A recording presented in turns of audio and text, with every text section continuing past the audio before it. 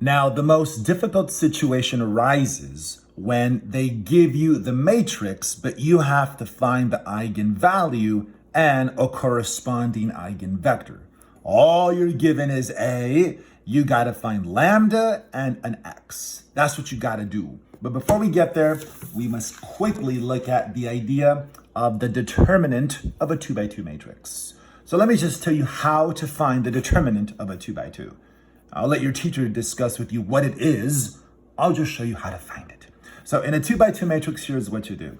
If you have a matrix like this, to find the determinant, what you basically do is you go this times this, and it's always minus, that times that. That is always the setup. So we have what, 21 minus 5, so we get 16, a numerical value. 16 is the determinant of this matrix. Let's try this again. So here, let's go 4 times 5 minus negative 2. Let me just change that to a 10. Negative 2 times 10 is negative 20. So 20 minus negative 20, the double negative, right? The double negative becomes positive. So careful with the double negative. That happens a lot of times, okay? Now how about down here? It's just letters, but it doesn't change the process. Let's go A times D minus B times C. And there it is. That's the determinant of this matrix. So in a 2 by 2, you go this times this minus that times that. Whatever you get in return is your determinant. All right, let's go over here now. So let's say that the matrix you have is 7, 9, 3, and 1. And your goal is to tell the teacher what lambda is and what x is. Let me even box that in. My answer goes up here. I need to know lambda, the eigenvalue, and I need to know x, an eigenvector. And this is all I have. So let me explain this properly. Let me show you how to do this the proper way. What you do is this. You take this equation, okay? And why don't you subtract the lambda x to this side? So it says ax minus lambda x equals 0.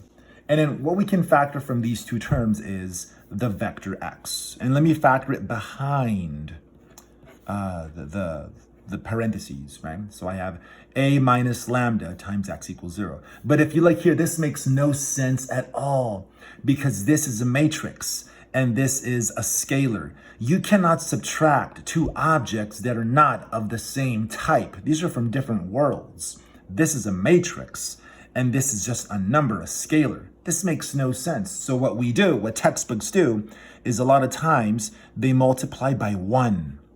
You can always multiply something by 1. And in this context, when I say 1, I mean the identity matrix. Because now this is a matrix, and this is a matrix. And you can subtract matrices. So this is like a little trick that we do in order for this parentheses to make sense. So now, instead of A, let me fill in what the given matrix is. So we have 7, 9, 3, 1 minus lambda. Now the identity matrix in a 2 by 2, remember the identity matrix, 1, 0, 0, 1, right? The diagonal of zeros and a diagonal of ones, that's the identity matrix. And let me just put this in like that, x. And it still equals 0, okay? So we started here, we subtracted this to this side, we factored out the x to the back, we threw in 1, because we can, but 1 is the identity. So now we have this. Distribute the lambda. So we get 7, 9, 3, 1, minus lambda, 0, 0, lambda. All that times x equals 0. And let's subtract this. 7 minus lambda is 7 minus lambda. 9 take away nothing, stays 9. 3 take away nothing, stays 3. 1 take away lambda is literally 1 minus lambda. That times x equals 0. Now, it is understood that x cannot be 0 because that would be redundant, it'd be trivial. So we know that's not 0. So something about this has to be 0 because this times x is 0. If that's not 0, something about this has to be 0. So what we do, here's where you have to just go with me. What we do is we take the determinant. We take the determinant of this matrix. And the determinant of this matrix is the thing that we set equal to 0. So this is how we're going to find our eigenvalue and our eigenvector. We do all this process. And once we get here, we take the determinant of this. You set it equal to 0 and you solve for lambda, and then you'll have lambda. Once you have lambda, we can find a vector and we're done. So find the determinant of this just like you did over here a few minutes ago. So let's see. For the determinant of this, let me go back over here now. So let's take this up here. So we're going to go this times this, 7 minus lambda times 1 minus lambda. Well, we go this times this minus this times that, which is 27. And you set that equal to 0. Now, why don't we apply the distributive property? Your teacher probably called it FOIL. Let's distribute. That'll be 7 minus 8 lambda plus the square of lambda minus 27 equals 0. In standard form, this is lambda squared minus 8 lambda minus 20 equals 0. It's a quadratic equation. Usually with x's, but here's lambda, it's not a big deal. Factorize this quadratic equation if possible, and it usually is possible. You'll get lambda minus 10 times lambda plus 2, or just go quadratic formula. However you want, you'll find that the roots or the solutions of this quadratic are lambda equals 10, lambda equals negative 2. So going back to my answer key, I think I'm going to need a couple of boxes because I think that we actually have two values for an eigenvalue. Look, one of the lambdas, one of the eigenvalues is going to be 10. And the other eigenvalue is going to be negative 2. So now that we have lambdas, all we need are their corresponding x's, their eigenvectors, and we're done. We got the eigenvalues, find the eigenvectors, and we're done. So to do that, let's go to the original equation. A is the given matrix, which we were given at the start. We found lambda, one of the potential values is 10. So let's fill out that equation. So going in for A, we have 7, 9, 3, 1, and then x is the unknown. And in lambda for now is going to be 10 along with x there. So let's just leave this right here. Now we know that x is going to be a vector, and isn't usually our vector like something that has two entries, right? Isn't it usually two numbers? So let's call those numbers A and B. And now let's find the values of A and B. We can plug them back in and we're done with the first part. So to do that, let's multiply these two the way we did in the last video. Let's go this row times this column. That'll give you 7A plus 9B. Now bottom row, the same column. 3A plus 1B. That's our matrix. And on this side, distribute the 10. 10A and then 10B. That's a matrix, that's a matrix. This has one element in the top. This has one element in the top, right? That's just one term. That's not two separate elements. That's one giant element. So why don't you go the top element equals the top? That'll give us 7A plus 9B equals 10A. And the bottom row, if you equate them, it will say something like this here. And then we have somewhat of a system of equations, sort of.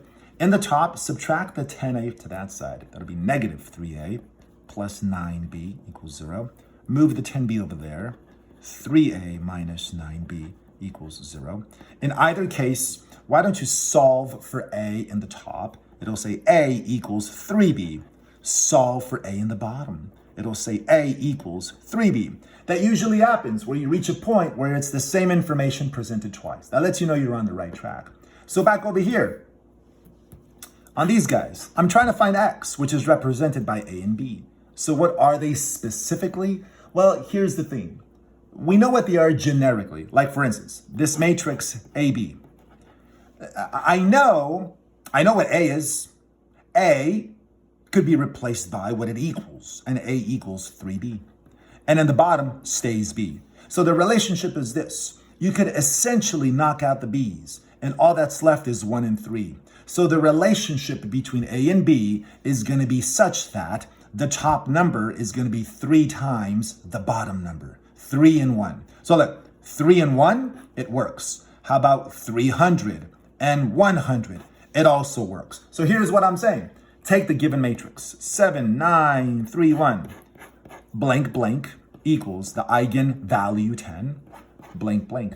I don't care what two numbers you pick, as long as the top number is 3 times bigger than the bottom number, right? As long as the top is 3 times bigger than the small, this will work. You'll get something true here, right? You'll get the two things that are equal. For instance, you can pick like 24 and 8. 24 and 8, because this is 3 times as big as that. If you do all that there, if you do all that here, I guarantee you this will work. So what's the final answer for this part? So for the eigenvalue 10, a corresponding matrix, or a corresponding eigenvector, I should say, would be of the form 3 to 1. Done, right? 3 to 1. Let's finish this video with the bottom part. So now let's pretend that our eigenvalue is -2. So let's use the same matrix, but now our eigenvalue is going to be -2. So we have 7, 9, 3, 1 unknown, and we have -2 unknown. So let's finish the video right here. Call them A and B. Call them A and B. Distribute and multiply 7a plus 9b. It's basically going to equal -2a. And then 3a plus 1b, almost stumbled there. And then why don't you move this to that side, move this to this side. That'll tell you that 9a plus 9b is nothing. And 3a plus 3b equals nothing. And this will tell you that a equals the opposite or the additive inverse of b. So here our eigenvector is of the form b, and then what could replace a? -b. And if the b's knock out, it's basically -1 to 1.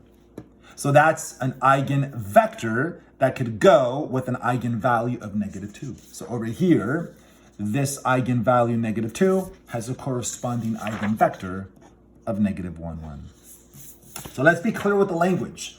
10 is an eigenvalue, and this vector is one of many vectors that could go with it. As long as the top is 3 times bigger than the bottom, that would be a vector that goes with this eigenvalue, right? And the same down here. As long as the top and bottom are the same number, but they're opposites of each other, or the top is negative and the bottom is positive, then that vector could go with this eigenvalue.